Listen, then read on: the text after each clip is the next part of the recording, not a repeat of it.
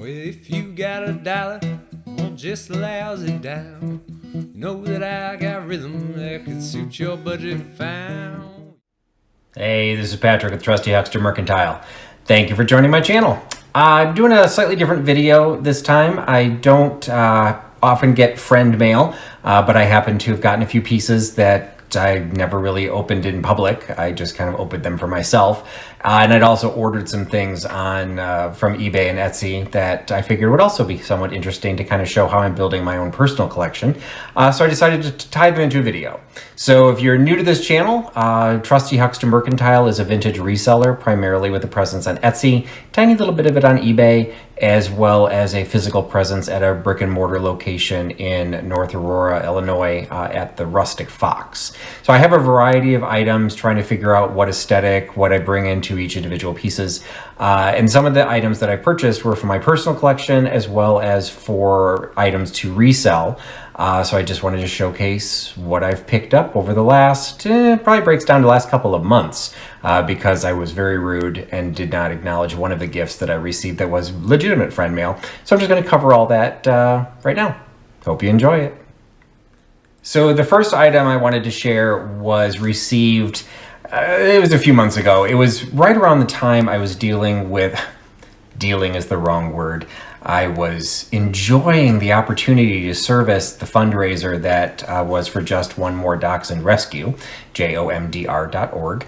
It was a great opportunity. It's a great charitable organization, and we raised $3,500 for them. So it was definitely worthwhile doing the sale that I did. But this came in as a gift right at the time I was working on all of the invoicing, all the shipping, all the things that we were in the middle of doing for that event, which took far longer than normal because we were selling to people that did typically work in the vintage community. So they weren't really sure how things worked. They weren't sure how to pay their bills. It ended up being a lot of follow-up, and it took a long time. And so this kind of just sat to the side. And I feel bad about that because it was a very sweet gift. It came from Michele at Comfy Cozy Living on her very first visit to the Goodwill bins. She found a book that thought of me. So I'm going to assume that she's thinking of it simply from its name, Patrick, it's a match, and not some sort of passive-aggressive, subversive message that she wants me to grow up. But Patrick will grow up, or Patrick will grow. So this is by Gladys Baker Bond. It's just it's a Whitman Small World Library book. Whitman is actually the company that owns Golden Books. And if you saw my deep dive on Golden Books with Kelly from Moss Stone Story Vintage, the company is based in Wisconsin, not too far from where Michele from Comfy Cozy Living lives. So the fact that an item that was published from that same house didn't get very far away from the publisher is not particularly surprising. But it's just a little children's picture book. Still has the original price tag on there. Once upon a time, it was 69 cents. It's not, to my knowledge, it is not a first edition. The copyright information on there is 1966, and there isn't a lot of additional information on it, so it doesn't have the typical lettering board or strip or anything like that. It doesn't have the marking on the back like some of the Golden Books do. So this particular one, it might be considered a first edition, but I think it's part of this, because it says it's part of this small world library. I think that was kind of its own thing. So they may not have actually done editions, but the way the artwork is done in this is pretty cool. This is just the inside cover. In the back cover kind of is the same artwork. And it's just this really, just some of the architecture that's represented. It's kind of cool, the coloring. Again, this is from 1966. So it's a great period piece. What I will do, as much as I appreciate the book, I do not have a children's book collection. So what I will do is this will effectively become the first item that I've put aside for the next Just One More Dachshund Rescue. Because again, I don't get a lot of friend mail, but in the handful of cases that I do, I absolutely appreciate the thought and the thought behind the gift. But I don't feel comfortable reselling them. So if it's not something I want to collect, I don't want to try and resell it and get the profit from it. So I'm going to resell it and put that profit toward a charity. So though that fundraiser will take place, I need a full year to recover from it. So the next one will be in November of 2021. So you can watch my channel for that. But so that'll be in a sale for that, just kind of a cute little children's book. Patrick will grow. And I do appreciate Michele, Comfy Cozy Living. Apologize it's taken me so long to give you some sort of a public shout out for it. Is appreciated. I just got forgotten. The next item I wanted to include actually is another piece of friend mail. It was kind of a fun story behind the friend mail. If you follow me on Instagram, I try and post on there multiple times in a week. I don't really have as much of a pattern or a schedule, but I do try and post things, and every once in a while I'll just post something interesting and fun. And so it would have been probably like the beginning of December. I think I've pretty much gotten most of my Christmas decorations up, and I happened to post a picture of a Louisville stoneware. Technically it was a punch bowl. It was the 12 Days of Christmas punch bowl, and I had filled it with just gold glass ball ornaments, and then I had sprinkled into it something that I had found in my Christmas decorations that I really didn't remember buying or what they were for, but they were little red, like the pom-pom balls basically. And so I just sprinkled them in, and they sat, and I took a picture of it because I did think it looked kind of cool. And all of a sudden I'm looking at them and I realized, wait a minute, that looks like the coronavirus. Like, it looked like the representation of coronavirus. So I posted, and we all joked about it because, that particularly at that time, if you weren't laughing about it, you were crying. So, so this was shipped to me. It was her own version of her coronavirus. She had the exact same Christmas decoration in her collection. I mean, it wasn't anything, they're not vintage, it wasn't anything rare. I think it was the tag, it was still in the bag. I think it was from Hobby Lobby or Michael's or something like that. But it was funny that she happened to have it. So she sent me one in this little bag with the little cute vintage Christmas sticker on there. DotLikesRed, that's the name of her Instagram page. And so she sent that, and now that's something, obviously she could have put that in an envelope, paid almost nothing for postage to me, and I still would have gotten a kick out of it because it's a cute, add to my own collection of my coronavirus decor. But she didn't stop there. She sent me a very sweet message that she put into a little vintage Christmas card.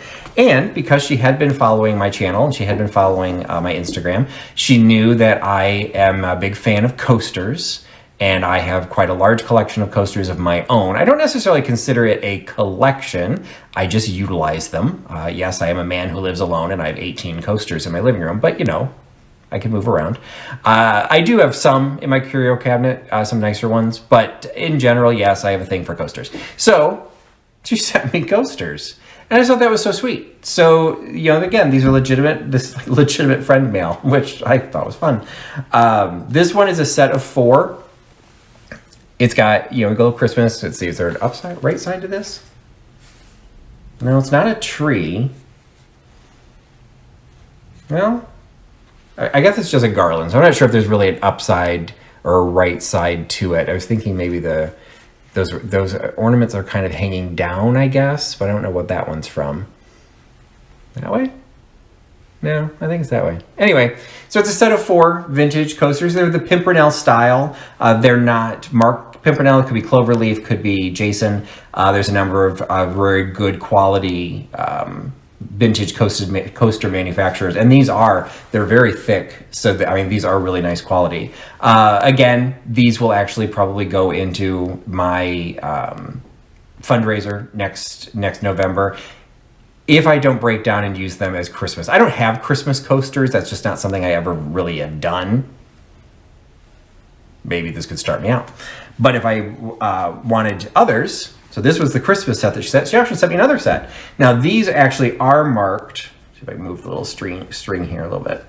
These actually are marked with the Pimpernel, so we can get that to show up there. See there? I can't really get it to focus. But that is the Pimpernel made in England. This is the botanical theme. So these actually have multiple versions. So they're kind of like the wildflower botanicals. Again, they are Pimpernel, so again, they're that really thick, they're really good quality. And what I do like about this set is that they are all different. The Christmas ones, they were all the same, which is a cool pattern in and of itself, but they're all the same, so sometimes you want a little variety. So DotLikesRed also likes me, so I think that's fun. And just so she sent me these items as kind of a little care package. And I definitely appreciate it. And again, I apologize, Dot, for taking this long to give you sort of any public recognition for them.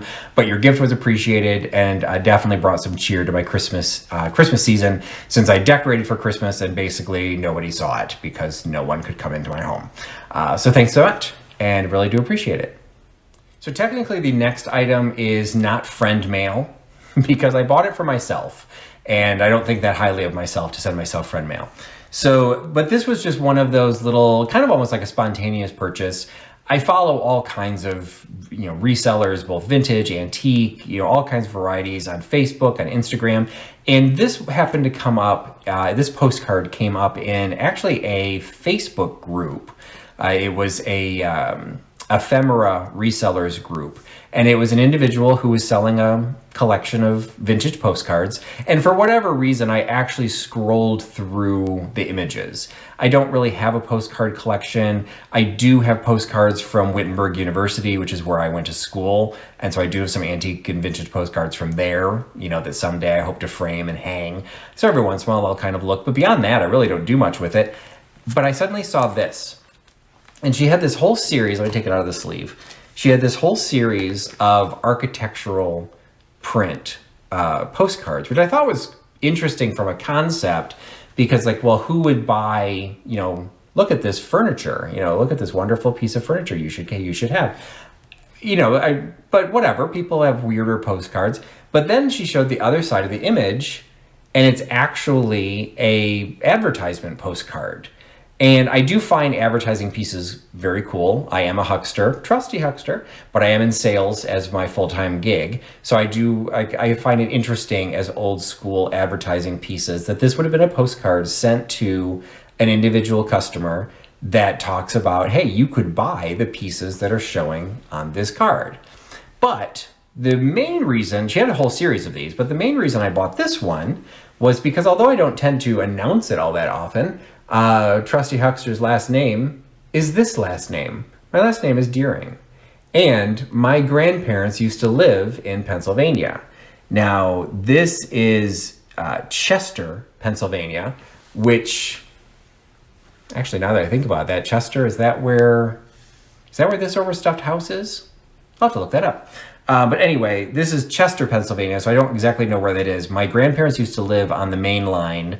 I don't know where on the main line, but there's this urban legend story that was passed down through the generations from my grandparents, so not that many generations, that my grandmother threw a drink into a man's face at a cocktail party because he said that she had the main line look, and she took great offense to that.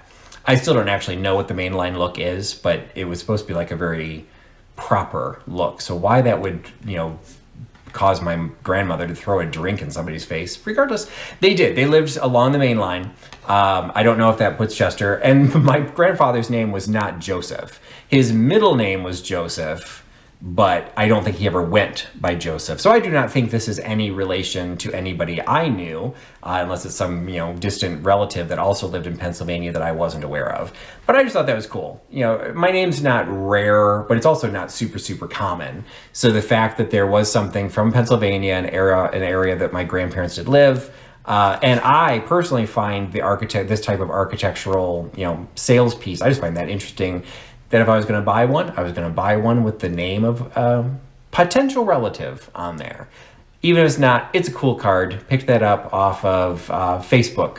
So I don't buy a lot through Facebook, but this was one of them, and it was a nice, inexpensive purchase. And you can find a lot of groups that do selling like that, particularly these ephemera categories.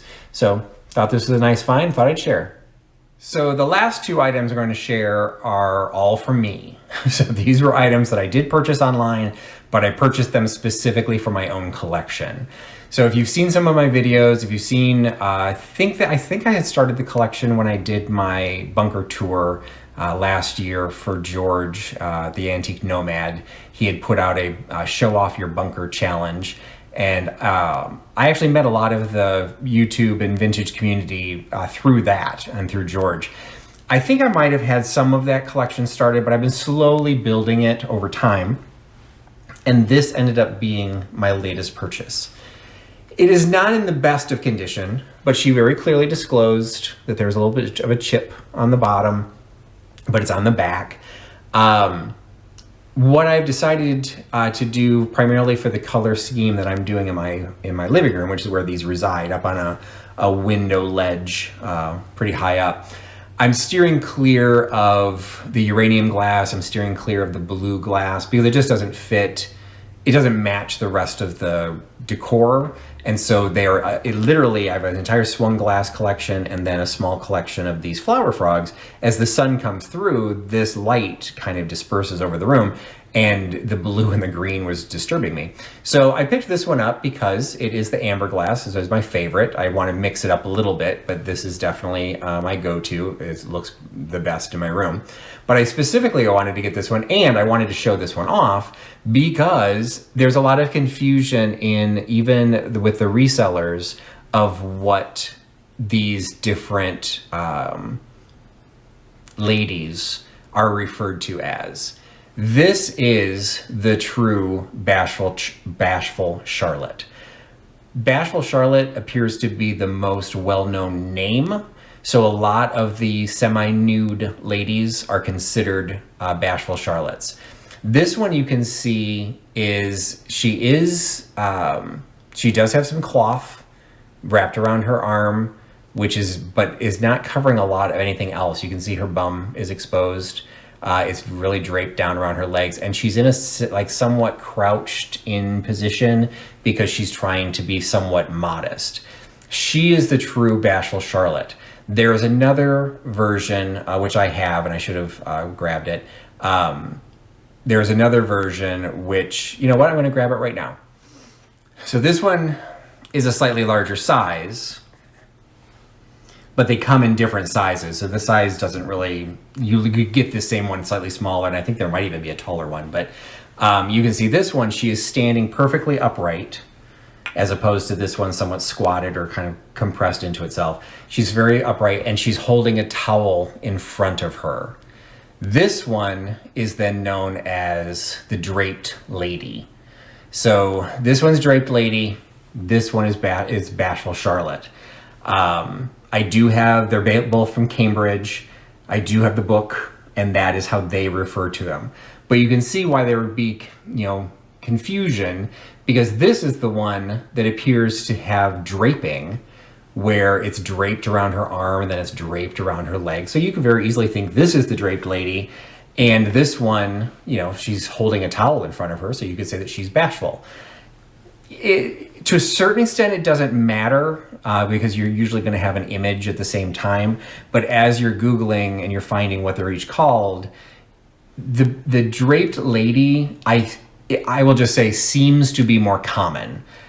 She'll often be called a Bashful Charlotte, but this is the image I see a lot of, regardless of the color. I currently do have one in blue that I'm waiting to replace because it also happens to be a reproduction. I'll probably do a deep dive on them at some point once my collection gets big enough to justify that. But, so they are available in different colors. They are available in different sizes. But she does appear to be the one that is the most common. I will comment, though, until I do the deep dive, to be on the lookout for reproductions, because the reproduction is the exact same mold at the top. But if you look on the bottom here, you can see this is actually all smooth. Hopefully you can kind of see that that's smooth glass. There looks like there's ribs in there, but all that is where the flower holes are. So this is completely smooth. When Cambridge went out of business and sold its molds, the top part was then being molded by another company. The bottom part, they put a different base on it, and it has ridges all the way around it. It's like ribbed. So it's the easiest way to tell the original from a reproduction. Unfortunately, the blue one I bought is a reproduction, and it was sold to me as new, so I paid a lot for it. And then I later found out it was a repro. So I was totally taken advantage of, but whatever. It's, lesson learned. So anyway, This was the newest addition to my collection. It actually came from the UK. A very sweet individual that actually contacted me right after I placed the order, because I want to say I was ordering it like the week before Christmas. I don't even think it was a full week before Christmas, and it was coming from the UK. So she sent me an email and she said, by the way, you're not going to get this in time for Christmas. So if you want to cancel your order, I totally understand. Just let me know. I'm like, oh, no, it's a gift for me. I don't need it by Christmas. And it definitely did not get here in time for Christmas. But it wasn't bad. I mean, I'd ordered some things from Europe right in the middle of the pandemic, and some of the items took months. So this one, it took a few weeks, but it wasn't horrible. So anyway, this is the newest addition to my Flower Frog collection. I want to do a little bit of research on this style of the base. Because I don't have any others that are like this, and I couldn't find this design in the book. So I think she's still Cambridge, but I don't know if there are more versions from that. So sometimes you can tell by the base. I just need to find some more books. So we will figure that one out, maybe together someday. But that was a recent purchase, and that was for me. And then the last item I picked up, if you saw, I think I did it as a live haul video. I had gone to an estate sale, basically a warehouse estate sale, and they were doing some closeouts, and I picked up a couple of pieces of copper luster. Here's one of them. So I talked about these in another video. A friend of mine has a collection of copper luster. She was the one that first kind of taught me about it. That was Rebecca at Kitschy and Bitchy. She did a deep dive with me on swizzle sticks, and I'm now asking her to help me do a deep dive on copper luster someday. But I started that collection. I actually really like the way it looks on the piano, so I want to find a couple more pieces, and I found this one. So the reason I want to do a deep dive is because I want to learn a little bit more about how to tell the age of a piece. This is in absolutely pristine condition. There's no chips, there's no cracks. There is no stamp or mark on it. Some of the later ones actually say made in Japan.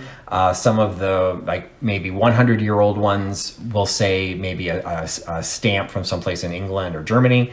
But the oldest ones, which these two pieces are, and I believe this one is, go into the 19th century, and because I've got 19th century stoneware up here, I would like to add to the 19th century copper luster. So this was a very inexpensive piece. They had the right search terms. They knew it was called copper luster. I literally could not find any other examples of this in comps or available for sale. The postage was a little high on it, but sometimes people play games with that, so it makes it look like you're getting a deal, but then they throw a ridiculous expensive postal charge on. All in, I want to say this ended up being around 20 or 25 bucks.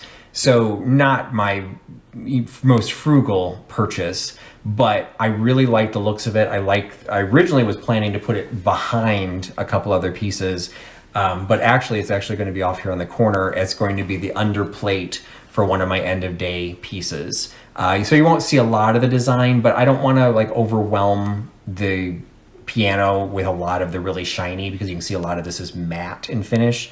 So this, you really just kind of see the profile on it, but I'll know the cobalt is there. And the reason I like the cobalt is because it matches, some of the cobalt decoration on the stoneware. So I added this. I think I bought one more piece. It's called a Master Salt. So I'm really looking forward to that, because I think it's going to be a smaller piece that I'll be able to squeeze in and make it so it won't be too standout-ish. But I was excited to have this piece because it seemed a little different. Of course, now that I have it, I'll probably find hundreds of them. But for now, I really liked this piece, and I'm adding it to the collection, as well as this. So that's it. I just wanted to showcase a handful of items. Again, some items that I picked up through friend mail that people were kind enough to send to me, and then just a couple of items that I picked up for myself that I got online. These little bonus videos, I'm trying to keep them relatively short. They'll just drop in the middle of the week, trying to get into some level of regular posting, regular releases, living up to the challenge that was put forth to me by Kat, the nurse flipper. You should follow her as well, to do at least 2 videos a week. So far I've done at least 2, in some cases 3, and in one case I did 4. So I'm, just trying to put but keeping it within my own control, something I can do, because I do have a full-time job. I do have the resale business on the side, and then the videos on top of that. A 10-minute video can take me hours to deal with because I'm still really learning my editing and all that kind of stuff. So appreciate you joining me. Hope you enjoyed the video, and if you let me know what your favorite item was that you saw, and be on the lookout for my next live sales. Those are always on Thursdays at 8 p.m. Eastern, and I am now doing as a commitment to Kat, which is really not a commitment to Kat, it's just because she's the one that said you can do it. I will also then be dropping something on Sundays at 8 p.m. Eastern on this channel. It might be a deep dive. I did a lot of those during 2020. I'm hoping to do them again in 2021, or they'll just be premiere videos, maybe of a haul or a live haul or a shop with me, something along those lines. So hope you enjoyed the video. Thank you so much for your time, and thanks for putting your trust in Trusty Huckster. Bye-bye. Well, show me a sign if you're wishing me to stay. Otherwise, I say goodbye, finish out the day. And that sunrise in the morning and you got nothing to say. Oh, that's when I'll be headed on my way. Hey, I hope I can abide by your area codes, and I